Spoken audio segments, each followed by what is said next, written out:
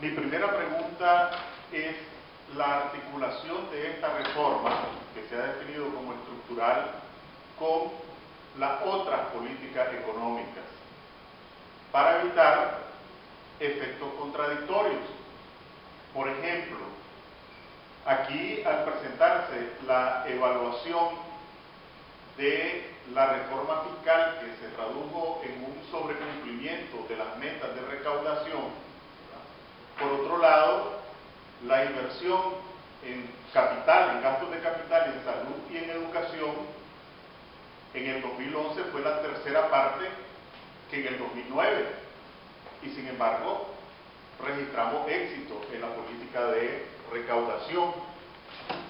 Aquí se plantea como alcance de la propuesta, como objetivo, generar empleos, y hubo una política recaudatoria exitosa, pero los trabajadores sin pago, es decir, los que trabajan por un plato de comida, de acuerdo con datos del Banco Central, pasaron de 203.000 en el 2009 a 559.000 en el 2011. Aquí nosotros hablamos como objetivo de que se movilicen las fuerzas económicas para estimular la capacidad productiva, y registramos como impacto positivo de la reforma que no se afectó el crecimiento, y efectivamente no se afectó el crecimiento. Hubo tasas presentables de crecimiento económico, pero la pobreza en términos porcentuales se mantuvo estancada, y en términos absolutos el número de pobres en 2011 es mayor que el número de pobres en el 2009. Aquí se plantea el tema de la competitividad, pero de acuerdo con las mismas cifras oficiales, el número promedio de horas trabajadas se redujo del 2009 al 2011 de 48 horas a 41, y el sector informal aumentó de 65% a 80%. Para mencionar algunas cifras oficiales, la tasa de subempleo pasó de 44 al 55% de acuerdo con la encuesta de INIDE, y del empleo pleno se redujo en 9%. Entonces, nosotros hemos escuchado un resultado exitoso de una reforma fiscal que, al contrastarlo con otros rendimientos en temas que están previstos aquí como propósitos, pues son totalmente contradictorios. Entonces, de ahí la pregunta: ¿cómo se articula esta propuesta con otras políticas económicas que seguramente están en la base de estos resultados bastante pobres en términos de productividad, de empleo, de competitividad, de pobreza y de ingresos?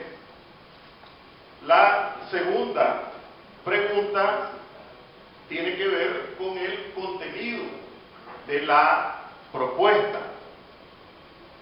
Uno debería tener una mente muy simple para imaginar que detrás de esta presentación tan ordenada no hay un ejercicio de escenarios y un cálculo de mínimos y de máximos, porque hacer una reforma estructural para recaudar menos impuestos sería una aberración.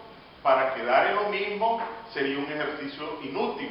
Entonces, para medir la magnitud del esfuerzo, obviamente aquí hay detrás un análisis de unos mínimos objetivos. En la propuesta del 2010 hubo un ejercicio exhaustivo donde rama por rama había una estimación. Entonces la pregunta es si hay, grosso modo, una estimación de máximo o de mínimos. De todas maneras entendería que no se pueda adelantar, pero yo me siento en la obligación de preguntar. Después hay un tema aquí que usualmente es repetido en las reformas fiscales y en la caracterización de los sistemas impositivos, que tiene que ver con la regresividad. No vi en la propuesta quiero decir, en la evaluación, cuál fue el impacto en términos de regresividad, porque aquí tal vez, aunque está aunque no esté explícito, sí está un tema de sinceramiento. Nosotros tenemos 15% del IVA y se habla del 15% del IVA, pero después de ver que usted presentó que el 42% no está grabado, quiere decir que el IVA seguramente es menos del 10%, y eso habría que tenerlo claro, ¿verdad? Que se habla del 20% de la presión fiscal, pero el PIB está subvaluado y en consecuencia la presión fiscal es más baja, y eso tiene que ver también con el proceso de concertación. En todo caso, la pregunta es el tema de los escenarios, por lo menos los de mínima, para un esfuerzo de esta magnitud. Y finalmente, después hay dos específicas sobre el contenido de la reforma. Me llama muchísimo la atención que todo es muy conceptual, muy analítico, pero se habla de los yates y de las aeronaves tan específicos. Pues, ¿por qué no hablar de las sábanas de los hoteles o de los cuadros de pintura? ¿Y por qué hablar de los yates y